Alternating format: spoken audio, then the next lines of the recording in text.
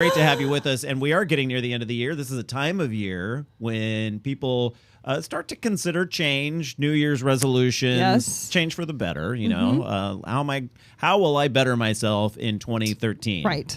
And in some cases, that might mean trying to move up the ladder where you work, or perhaps even changing jobs. Could be a career change. Like, I'm going to do it. I'm going to go get that job that I always thought that I wanted to do. All right, or a raise.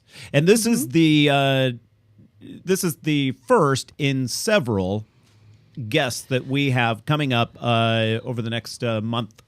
I would say about the next month, where we will talk to people in different industries related to eating, drinking, exploring. Right. And how you can land a job in one of those industries. If you're listening to this show and you enjoy it, then you probably like this sort of thing, and perhaps you want to make that your career. Well, our first guest has to do with the eating portion. Okay.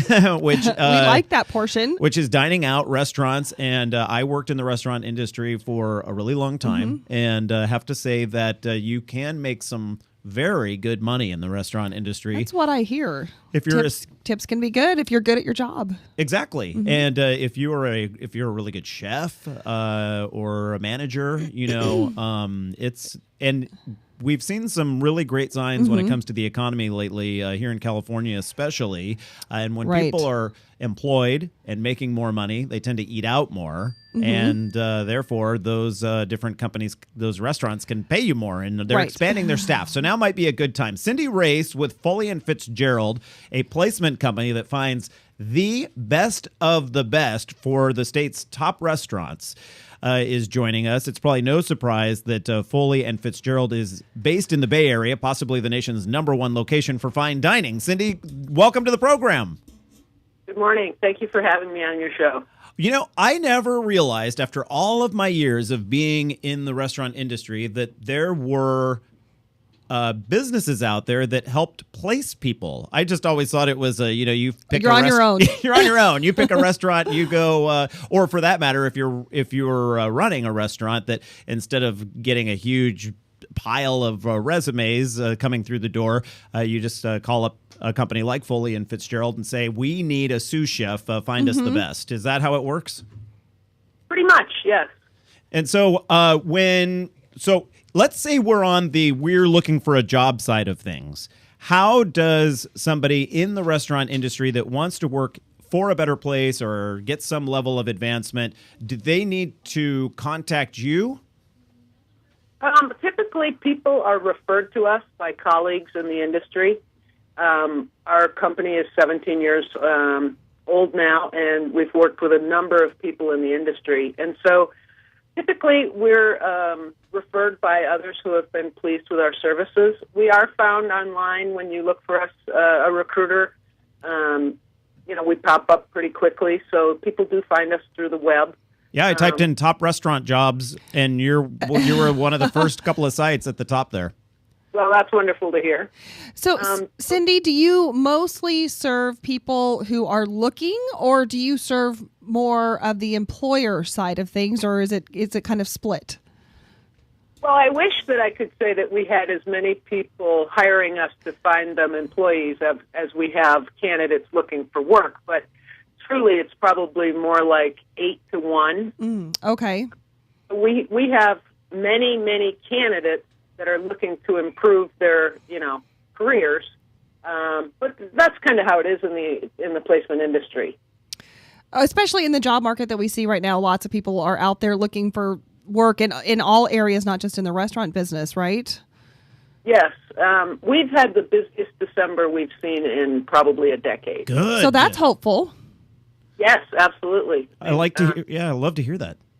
Right. So typically the end of the year for us is quite slow because employers want to just get through the holidays with as little stress as possible. And, many times there's a year-end bonus that people want to stick around. They've worked all year to earn that. So usually January is the time we see things starting to pick up. Right. But December's been amazing. So that means I'm working on Monday and Tuesday. Oh, really? Goodness. Well, I guess that's a little bit of good and a little bit of bad, huh? it's a great problem to have. Yeah, exactly. If you're in the industry and wanting to land a top job, Cindy's willing to take your call. If you have try to make it a little general, the question, so it applies to many of the listeners. But now's your chance to get a job-related question answered by one of the top people in the industry, finding really, really lucrative positions throughout the Bay Area. The number to call is 805-545-0332. 805-545-0332. Patty? So, Cindy, obviously we're going to, if someone calls in, we'll get their specific answer or question that you can answer. But I'm curious, do you have some general advice for people who might be looking to improve their position? Perhaps they want to make a jump and they've been kind of waiting. Do you have some advice for people?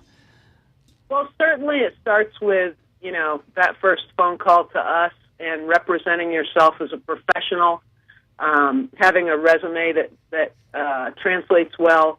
If you've jumped around and job hopped, really hard for us to represent you. And we recognize that people early in their career need to move more quickly, maybe after a year or 18 months, because they're gaining traction and learning. But once you hit a certain level, you need to stay put for a while to build credibility in your field. But a lot of getting to that next place is certainly all the things we all learned in kindergarten: speaking in complete sentences, showing up on time, dressing appropriately, and just interviewing well. So a lot of common sense then. Right. What's considered staying with a place for a quote unquote long time in the restaurant industry? Because I know for like a year is that considered a long time for restaurants? Only early in someone's career. So, line cooks tend to stay a year and then move on. And once they become a sous chef, then we like to see, 2 years at a position. Once they've hit the executive chef level or the general manager level, 3 years seems to be an appropriate amount of time. The people that tend to spend 10 to 12 years, those are harder people to place because potential employers feel like they might be rusty or stale or only, able to, run one specific discipline. So there's enough time and then there's too much time. Yeah. That's exactly the truth. And so if you see a lot of movement, and even if it's only over, staying with a place for longer than a year, but you still see a lot of movement in someone's resume, and it's all lateral, like they've gone from being a waiter to being a waiter to being a waiter, as opposed to, waiter, head waiter, manager, whatever it might be, I would imagine if you see a lot of movement and it's all lateral, that doesn't look good. Well, exactly. I mean, certainly there's a lot of real life that comes into play for all of us. Mm-hmm. But we definitely want to see upward mobility in a resume. Right. People that are motivated to keep moving up the ladder. What are some of your clients in terms of on the management side? What do they tell you they want mostly? Dedication, professionalism, longevity. Mm-hmm. And where would you say are the most lucrative restaurant jobs? You primarily focus on the Bay Area, I imagine? Well, yes, all of California, really, but most of our jobs truly are Northern California based. So where are some of the top jobs in our state, in California? French Laundry, I imagine. Everyone wants to work at the French Laundry in Napa, right?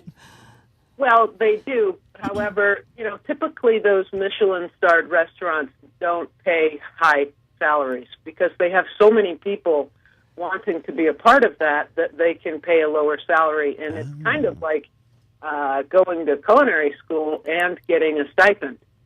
I get it, right. So it's like a sought-after internship, sort of. Because once you have that on your resume, look, I worked at the French Laundry, I'm naming that restaurant, but any number of top restaurants throughout the Bay Area. You have that on. You've written your ticket. You can work at just about anywhere, right? It definitely opens doors for you that otherwise you would not see. That's interesting. Mm-hmm. When you ask, what are typically great positions, usually joining a restaurant group tends to give you stability, because a lot of standalone restaurants, while people have wonderful ideas and hopes and dreams, sometimes after 3 years they close. Right. So they don't grow. They don't add another restaurant to the collection. Typically, restaurant groups that are already established and still growing offer, some ability to get another job. You can move up within your own group. Right. Cindy, we're going to have you hold on the line there for a second. You can talk to Cindy, get your name in front of her, which is a good first step. 805-545-0332. She places throughout the state. 805-545-0332 to get your restaurant job question answered. We are back in just a moment. Welcome back to the final segment here on Eat, Drink, Explore Radio. Sunday morning, 9:49 the time. I'm your host, Randall White, joined by Patty Fiburn. Good morning, everyone. Yes, good morning. We're just having a little discussion during the commercial break about who's bringing what to a little potluck Yes. we're having tonight, and it should be fun. Patty, I didn't realize, has some vacation time Yes, coming. I do. Typically, she's like out the door after the show. I've got this, this, and this. A million things to do, and I have to get up at 1 in the morning. Right. But not today. Not today. Vacation time, indeed. Yes. For years when I worked in the restaurant industry, I didn't get vacation time. It just didn't work out that way in the restaurant industry. But then when I moved into some management roles, then I started to get vacation time. And we have on the line with us today Cindy Race. She's with Foley and Fitzgerald. They are a firm that represents both potential employees and also potential employers in the restaurant industry, and the top most lucrative restaurants, and also some of the top talent out there when it comes to waiters, waitresses, sommeliers, bartenders, management, you name it, sous chefs. I'm interested in the sommelier. Like, what goes into that? To get a great job or to have a reputation in that area. I want to ask Cindy about that. Yes, Cindy, welcome back to the program. And did you hear Patty's question about do you place sommeliers? We have in the past. I haven't seen many of those positions lately. I think that's a bit of an organically developing, culture. Right. People tend to know other people, and they seem to have their own little group. Certainly, I would say the thing that's most important in that discipline are great taste buds. Yes. Right. That's a high-paying position, though. It can be. It really can be. And certainly in California, the wine industry as a whole has just exploded over the last couple of decades. Now, we were talking about benefits, and for some people, especially the wait staff, many wait staff positions are part-time, and the management just expects you to make the bulk of your earnings from the tips, right, and then go from there. You don't see a lot in the way of vacation days, sick time. You're sick, you're just not making any money that day, and you get a replacement. What are the positions that do offer a level of benefits for people that might have a family, a little more stability? Yeah, and are considering the restaurant industry, but want some stability? Typically, any salaried position comes with benefits. I did just meet a client in San Francisco, a small cafe owner, this past week, and he told me that he pays health insurance for all of his full-time employees. Wow, Nice. that is really nice. We don't mind giving a shout out to employers local employers like that. Do you want to throw down the name of this place? I think I better not. Okay, because then he'll be flooded with resumes. No, exactly. I don't know if he wants, 800 people sending him resumes, but I do see more and more employers who really do care about their staff, and honestly, it's a way to create longevity. People stay with you. You take care of them. Yeah. Cindy, you started in the industry as a chef, right? Actually, a dishwasher at age 14. You know what? That was my first job, a little Italian restaurant in Novato, and I worked one night. I went in there. I was like, this is my first full-time job. I'm a dishwasher. I'm ready to go. By the end of that shift, you were ready to go. I was ready to go. I got home to my parents and I said, I am not going back to work there ever. And so it took me years before I went back into the restaurant industry as a busser for a restaurant here in San Luis Obispo, and then moved up to bartender and waiter and bartender and so on and so forth. And really had some of the best years of my life. The fun times and great money, a lot of cash. Yeah. Cash flow was there. Now, so you saw things from the kitchen side. I have a good friend of mine who's a chef up in the Bay Area. That's not necessarily the easiest career, is it? Definitely, a harder path than some other jobs. Lots of nights and weekends, and you miss a lot of family graduations and birthday parties. Right, because you work when everyone else has when off. everyone else wants to be out. How do you? There are so many celebrity chefs nowadays. How do you reach that celebrity status? Do you have to work for the right place? Or how do you get your name out there? Do you help assist some of the people who are chefs and you represent them? Do you help assist them get to that celebrity level? Well, I can't say that we really do. I think a lot of that is timing and certainly hard work and knowing some people. Right. So, Cindy, if you don't mind, are you willing to take some questions from callers who were too shy to call in today but might want to send you an email or such? We have your website linked to ours at eatdrinkexplore.com under our program summary for today's show. If they throw you a note during the week, is that okay? Absolutely. I encourage it. Fantastic. Well, thank you. Cindy Race with Foley and Fitzgerald, based up in the Bay Area, but they do restaurant placement throughout the state. And if you're really looking to land like a higher-end restaurant job and make it a career, this is about career restaurant people, right? Not a summertime job as a college student. Yeah, so, right. Cindy, thank you for joining us today, and happy holidays to you. Thank you. Same to you both. All right, so we only have one more show for the year. Can you believe it? I cannot believe it. It's gone by so quickly. 2012 winding down. Next week is our final show for 2012, and we will speak with the group behind a new study that shows the fish you buy is not always what you think it is. DNA testing is proving a high level of fraud. Wow. And we're talking a high level. The number one offenders, sushi restaurants. Oh, my goodness. Yeah.